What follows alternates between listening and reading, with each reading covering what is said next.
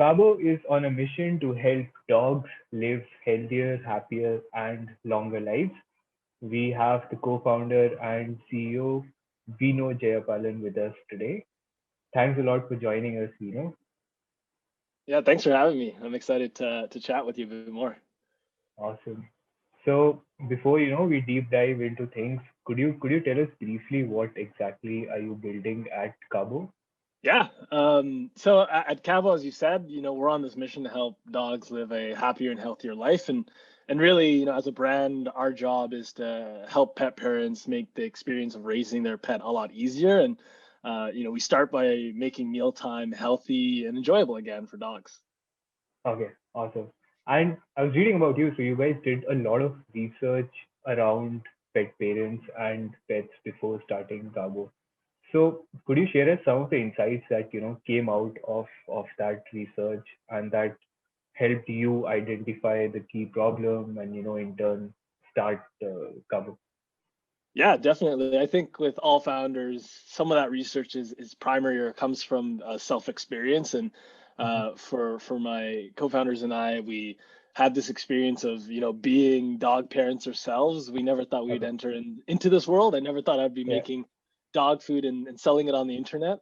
But I think what Right. we realized was when our dog, my brother and I had a chow chow, and unfortunately she passed away and had stomach cancer. And we had this interesting experience where the vet was like, "Oh, like you didn't know your dog was going to get stomach cancer," and I was like, that took me aback because how many human-based situations do we know where we could predict degenerative Mhm. health issues that far in advance, right? Like you can't be like, me being Sri Lankan saying, okay, every Sri Lankan at the age of 54 is going to get like problems in their knees. Like we're humans are too genetically diverse to be that definitive. But what we started learning was that because pets are essentially inbred in a way to get specific characteristics or look a certain way or be a certain size, Mhm. to be a golden retriever or maybe a chihuahua.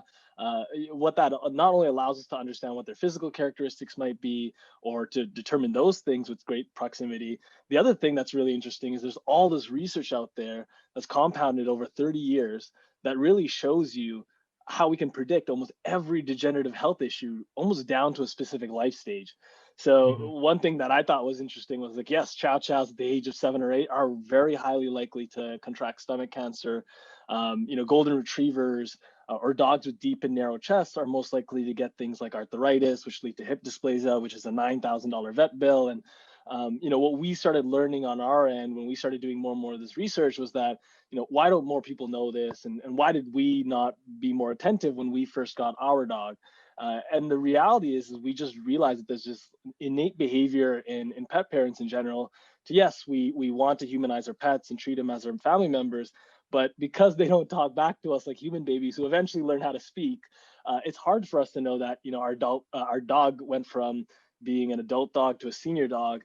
And when you get a puppy, you're not thinking, okay, how do I plan for stomach cancer 8 years from now? You're really Right. thinking of, okay, how do I give this adorable fluff ball that entered my house a great life today and tomorrow?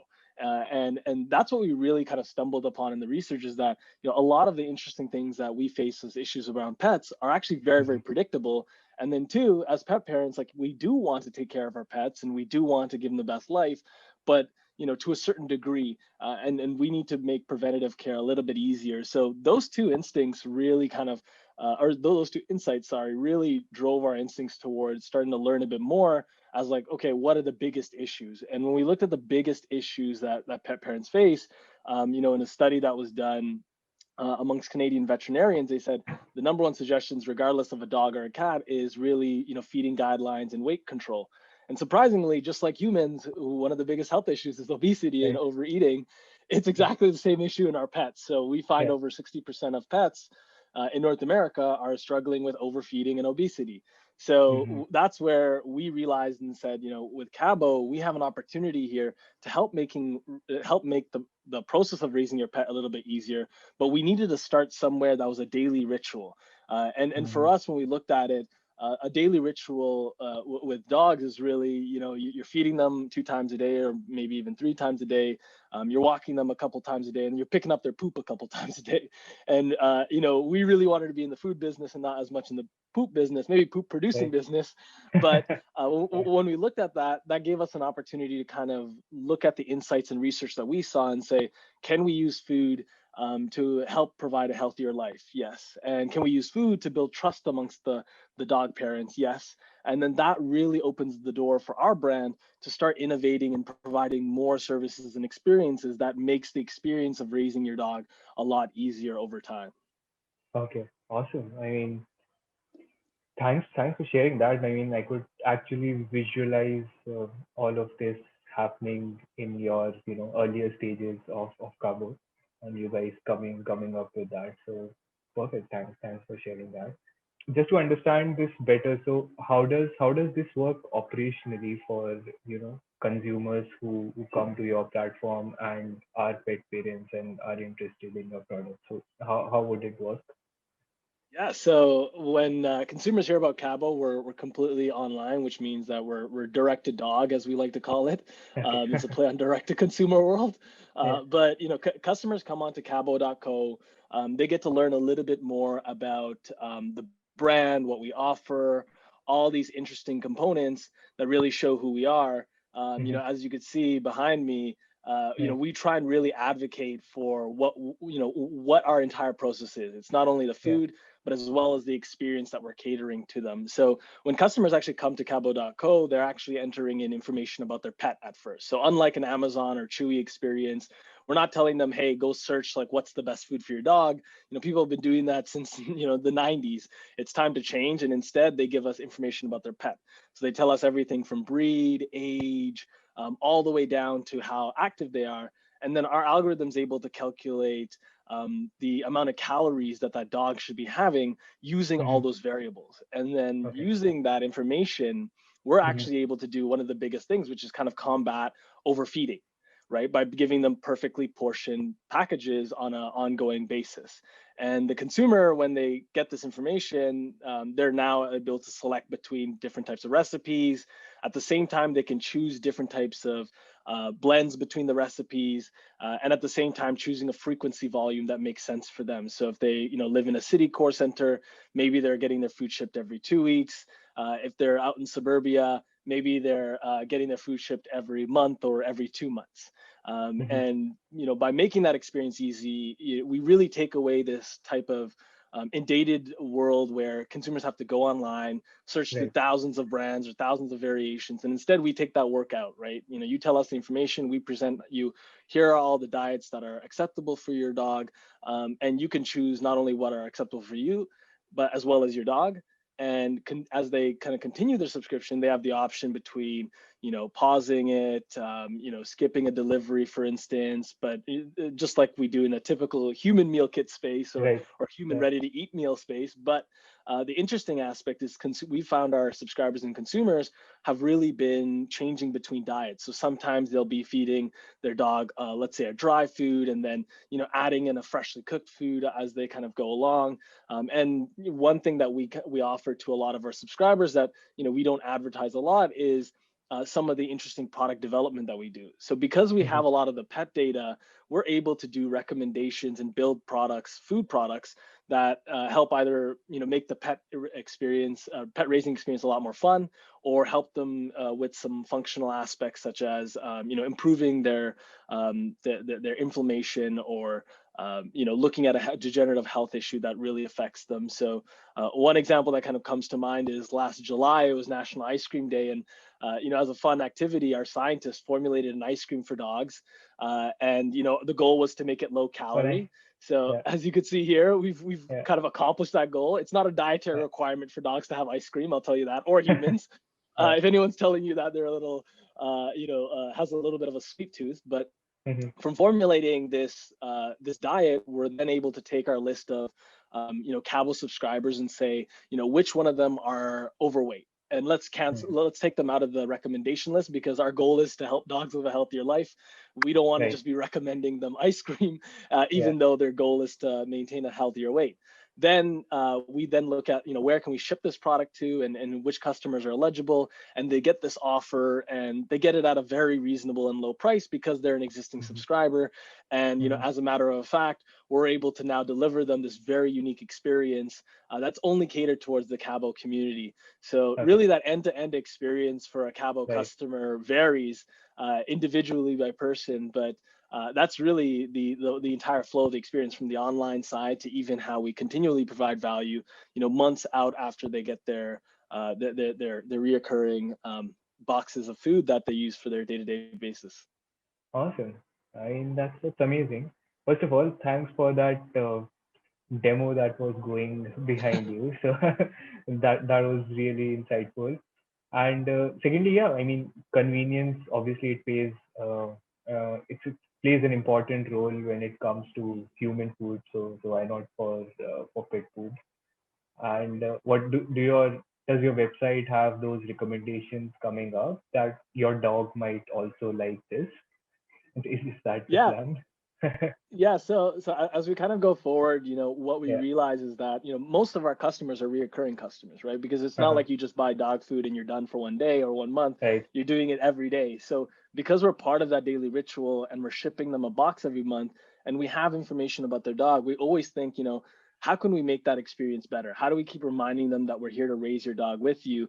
So Right. you won't necessarily see the opportunity to go on our site and buy ice cream as a one-time purchase, but if you Mm-hmm. become a subscriber of Kabo, those are the recommendations you can kind of expect. It's both from, the novelty side of being able to produce something that's healthy and enjoyable Right. for your pet. And then at the same time, one thing that we noticed on the functional side, as an example, was that, during the initial pandemic boom, and afterwards, a lot of people were trying to spend a lot more time outside with their pets. So they'd be going hiking or walking, or maybe they're out in cottage country with their pet, or maybe they have their pet with their parents. And one of the issues that pet parents have always faced for a long time is, how do I bring appropriate food for my dog when I'm on the go, or Mm-hmm. trying to find a treat that's low calories when I'm training my dog while I'm walking. So one of the things that we did on a functional basis was similarly build out a snack bar for dogs. So if you've ever had like a Lara bar or an RX Yeah. bar or a Cliff bar, we did the equivalent for dogs. So Right. just this past quarter, we brought out these oatmeal salmon bars that are designed to help with things like inflammation. So dogs that go hiking, they're putting Mm-hmm. a lot of stress on their bones and are constantly active.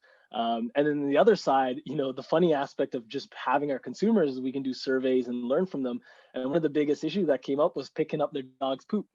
So Okay. funny enough, they wanted a Yeah. product that helped them while they're hiking Yeah. to make their dog have a consistent bowel movement. And Yeah. our scientist kind of goes to the drawing board and looks at components like oatmeal and how the fibers in oatmeal help with poop, as Right. well as how components like salmon and the fish oil derivatives from there help with things like inflammation, and being able to bring a healthy product to market that solves that functional need. And now we're actually in the process of finalizing the product into its from its MVP stage, as you see here, to Yeah. now into a final product form that allows consumers to buy a product that's very similar to what they eat when they're on the go.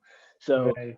we're really excited to build out this, as we call it, this subscriber experience when they log on to their Cabo accounts, to see, based on what Yeah. dogs they have, what are Yeah. the products I'm going to be recommended, and how do they help my dog either functionally, or how do they make me enjoy some of those like fun, quirky moments that only you as a Mm-hmm. pet parent really enjoy. Mm-hmm. I mean, the kind of information that you shared, it shows how connected you are with the customers. I mean, you have those minute details or minute pain points of customers available with you. So kudos to you. That's a great point, for other startups to learn to be that connected to your final customers to understand what they want, what are their pain points. I mean, a snack bar for dogs. I would have never imagined that. So that's a great product. And on your supplier side, so you are working with a lot of local suppliers to create this food. So was there a reason behind going local there? Yeah, I think one of the interesting things when we looked at building, a fresh dog food business was Hmm. that, how do we think about supply chain? Because in the world of consumer product, you're not 100% a tech company. You Mhm. know, as Mark from True Local was mentioning in one of your interviews, it's like, you know, we use tech to drive innovation, right? And we're Right. components of these different entities, right? We're a little bit of a subscription, we're a little bit of a consumer product, we're a little bit of everything. And one of the Yeah. most important aspects is supply chain when you're really looking into it. And what we wanted to understand was that, you know, unlike how a lot of consumer product business have built over the past few years, they're like, yes, we're making luggages in the States, but you do know and realize that over time, in order to make it competitive, you are moving into markets like China, et cetera, to Mhm. make it, you know, a product that has the margins there. So when we really Mhm. thought about it, we wanted to understand, you know, how do we take our skill sets and bring it back to Canada? Because we also have this like kind of intrinsic need to build this business as a as a base in Canada, but has a Mhm. global impact. And when Right. you look at actually the top 15 pet food manufacturers in the world, a handful of them actually come from Canada. And that was Oh, part of our okay. initial research. And we kind of started digging in a bit more and more. And what we realized is like Canada has this amazing agricultural economy Right. from province to province and offerings that allow us to kind of keep things at home and be a strong producer in, you know, ready to eat meals or food production, or any type of production in the agricultural space. And that's what really allowed us to leverage a local supply chain, is that, you know, we can really look at everything from essentially produce to proteins and be able to source it locally. And, you know, early on in the food business, you want to be involved as much as possible or be as close as possible to your supply chain so you can learn, Right. right? Because my Right. background isn't from making food, it's from working Mhm. at Facebook and watching Yeah. and building consumer product companies. So I Yeah. only know one side of it, and, you know, it's dumb to say that like you can learn all those in as fast as possible. So it's great to be in a country that we have Mhm. such great farmers, we have great producers and manufacturers that you can really learn and leverage from as to, you know, how they went about building their business or what kind of key insights that they can provide. And you know, we realized that the opportunity was like right in our backyard, so why not take advantage of it? And ever since, it's really allowed us to scale and have people who buy into our vision, right? It's not like we're working with you know, extremely large partners at the in the beginnings. So it's really about, you know, how do you walk into you know, a partner, a supplier's office and convince them that, hey, like Right. my dog food is doing literally no sales, but Yeah. this is where we think the future is going, and we want you to bet on us. And there is a bit of that support when it comes to working with local partners. Yeah. I mean, yeah, keeping your supply chain concise and close. I mean, it helps bring down the carbon footprint of your products and the company as well, I guess. So yeah, I mean, Exactly. kudos to you on taking that path versus outsourcing it to a country which could have brought down your costs. Uh, Exactly. and switching gears a bit, so you and your twin brother Vijay had started this 2 years ago, and as you mentioned, I think both of you were working with Facebook before this, I guess, right? And Yes. so what motivated both of you? I know you mentioned briefly in the beginning, but would love to know more about your motivation behind taking a plunge into entrepreneurship. Yeah, for myself, it really started when I first joined Facebook, which was back in 2012. And for context, you know, people forget that back then Facebook wasn't public. Our biggest thing was Right. page fans. I think I remember everyone was like Yeah. vying for likes, and that was our ad product. So I think for myself, what was interesting was one, I dropped out of university to join Facebook at an early age. So being in my early 20s, like instead of going to university, my school Mhm. was like Facebook's algorithm and like learning their new ad system that they were building, because I was just like this extremely nosy person who would bug the engineers and be like, okay, why do we have the algorithm like this, to understand, you know, the Yeah. balance between ads and user sentiment on the platform. And it Right. was just a great learning opportunity. But the exposure that, you know, my brother and I eventually had was a lot towards the big e-com boom that Mhm. happened from 2012 for 5 years onward, where we had brands like Dollar Shave Club, Casper, you know, Away Luggage, you name it, it was happening. On the other Yeah. end of it, you know, we were working on globalization projects where we were really scaling out the efforts on drop shipping and private labeling coming out of China. I spent like 4 months there, which is a whole other story, going from factories and Yeah. fulfillment centers. But really, when we were at Facebook, a lot of our time wasn't actually spent saying, okay, here, this is how you do ads or this. It was the wild west back then. Our goal was to help fast growing e-com, D2C, consumer Mm-hmm. product businesses reach people. And what we saw was this great opportunity these digital platforms had to reach billions of people, and Right. really be able to identify people's offline behavior online, right?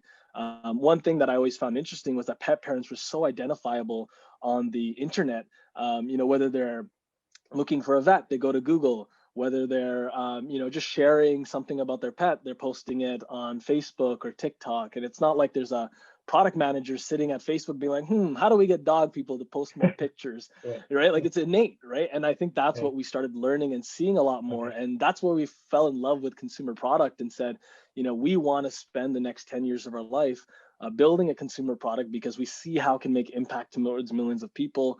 Yeah. And naturally, it really aligned with our craziness of just being animal people, and becoming dog parents at an early time at Facebook, and tying in those experiences as well as our research, and then as well as our compounding experience working with some of these large growing D2C businesses that we got to be a part of scaling them to over $100 million in less than 3 years, some of them in less than 2 years. And it was phenomenal to see those components. And at a certain amount of time, as an individual who's kind of been in an environment for over 5 years, he said, okay, now it's our turn to take a dive into this, and tie in Yeah. these experiences to build something that was truly impactful. What an inspirational journey. I mean, yeah. Thanks for sharing, your story Yes. and all those insights, Lastly, I would just want to understand what lies ahead for you guys. Like, what are your plans in 2021 concerning your products, your market? So what does it look like? Yeah, so we've only been around for 2 years, but we've Mhm. grown quite fast over the past year, and as well as this year, our continual growth in Canada is kind of the forefront of our focus, as well as a lot of, excuse me, innovation on not only the supply chain side, but as well as on the R&D and production side. So as I mentioned, as you've seen, some of our production around things like the snack bar is of Yeah. interest, and the other thing as well that we're really looking at is starting to look and say, outside of trying to bring in a better customer experience or building a better subscriber experience online, or some of these new product developments, everything is kind of rooted in people now. We're going through the stage where you're no longer the scrappy, 5 people, doing a million jobs. It's really Yeah. about bringing the right individuals. And right now, a huge focus for us is like trying to tap into that and saying, how do we Mhm. find Canadians across this country that have an interest in taking their experience in animal health sciences and applying it in something very non-traditional? Or how do we find those who are working in operations and supply chain and are really interested in shaking things up, and using data to optimize and really innovate the way those processes are working? So I'd say, like, one of our biggest challenges this coming year Yeah. is really the people aspect, right? It's like, how do we Mhm. get the people to really improve things like the customer experience, or innovation around the product development? Because although we started it, and we're the drivers of the culture, it's really around the people that we bring. And I always kind of talk about the founding team, and I always say the founding team is really that first 2 to 4 years of a business, where these key individuals kind of come in and are Right. really hustling and adding value, and driving the future of the innovation. Because Yeah. even though the initial founders are kind of the ones who spark it, it's really those who we bring on that allow us to pave the path of what lies ahead for Kabo. Awesome. And yeah, looks like you are at a key milestone on your journey where the uh, next round of people are about to come in and take this take this forward, while you like move more to a strategic role. You and Vijay both, I guess. Exactly. Yeah. Yeah, So exactly. great. A lot of people Yeah. for sure. Awesome. So, Vino, thanks a lot for sharing all these insights. I mean, personally, I didn't know much about this space, but while reading about you and talking to you, I have I have learned a lot, and I'm sure people who would be watching this interview would agree with me. So, thanks a lot for sharing all those insights, and all the best for your journey ahead. Thank you, and likewise.